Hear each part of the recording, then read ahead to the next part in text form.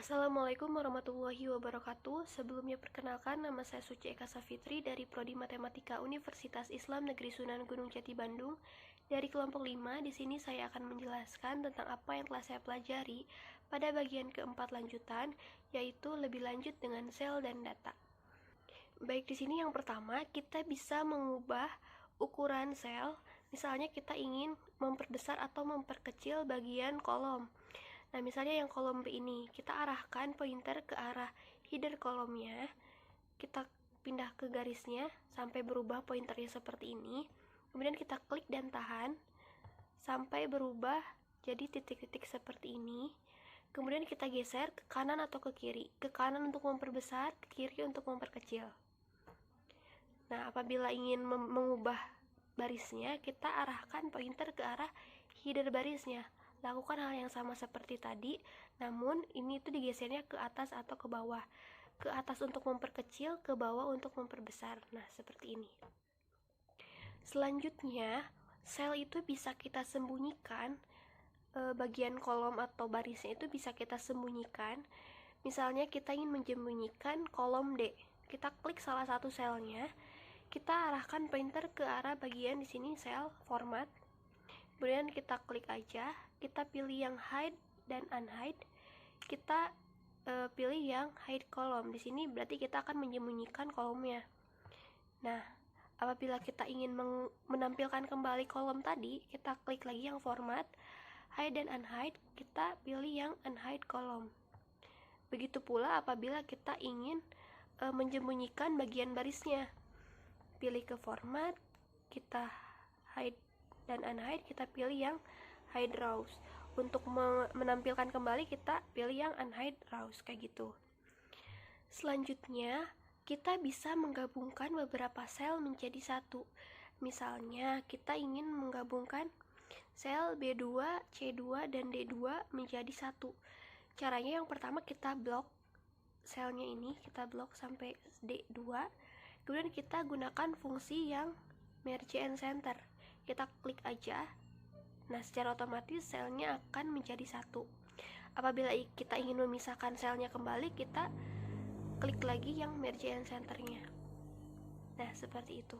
Selanjutnya, kita bisa memberikan garis pada sel-sel tertentu. Yang pertama, kita blok dulu selnya. Misal kita blok sel ini. Kemudian, kita pilih di sini ada border. Kita klik, kita pilih border sesuai dengan keinginan dan kebutuhan kita. Bisa yang ini misalnya. Nah, otomatis selnya itu akan ada garisnya. Apabila kita ingin menghapusnya, menghapus semua garisnya, kita blok lagi, kita pilih yang no border. Atau bisa juga dengan erase border. Misalnya no border. Nah, seperti ini. Kemudian sel di sini itu bisa kita beri warna. Misalnya kita akan memberi warna sel yang ini. Kita klik selnya, kemudian kita pilih ke sini, fill color. Kita pilih warna yang kita inginkan. Misalnya warna merah. Nah, kita klik aja. Nah, otomatis selnya itu akan ada warnanya seperti itu. Namun apabila kita ingin mengubahnya kembali seperti awal, kita klik lagi selnya, kemudian kita pilih yang no fill. Nah, seperti itu. Seperti yang kita tahu bahwa Microsoft Excel ini digunakan untuk mengolah data, entah itu angka atau yang lainnya. Nah, di sini ada format number yang bisa kita gunakan di Excel. Kita pilih ke sini. Di sini ada general. Nah, pilih di sini. Di sini ada general, itu untuk format yang umum pada umumnya. Yang mana format ini tuh default di Excel-nya. Kemudian ada format number, yaitu angka-angka. Ada currency accounting, itu untuk uang. Ada short date, long date, time, persen. Ada pecahan, ada science. Nah, di sini bisa kita lihat ada juga yang lainnya. Kita klik aja more number formats. Nah, di sini ada pilihannya. Kita bisa pilih. Kemudian fungsinya ini untuk apa? Misalnya di sini kita di sel yang I7 ini kita ingin mengisi dengan format persen. Kita pilih selnya, kemudian kita ubah format ini jadi persen. Nah, saat kita mengisi sel ini itu udah otomatis menjadi persen. Misalnya kita isinya 25. Nah, ini otomatis menjadi persen, 25%. Namun apabila kita mengisinya di sel yang lain, itu tidak akan langsung menjadi persen, akan menjadi format yang general seperti itu. Selanjutnya, di Excel ini kita bisa melakukan perataan teks, gunanya agar data yang kita miliki ini terlihat lebih rapi. Misalnya kita ingin meratakan sel yang ini, teks di sel ini, kita klik selnya, kemudian kita pilih ini. Pilihannya ada di sini. Misalnya kita meratakan ke kiri, kita yang klik yang ini, meratakan ke tengah, klik yang ini. Begitupun dengan meratakan ke kiri, ke atas, ke bawah, atau ke tengah, seperti itu. Kemudian, selain itu, kita juga bisa apabila kita memiliki teks di satu sel ini terlalu panjang, misalnya kita ketik di sini tanggal lahir, kemudian di sel berikutnya kita ketik lagi misalnya agama.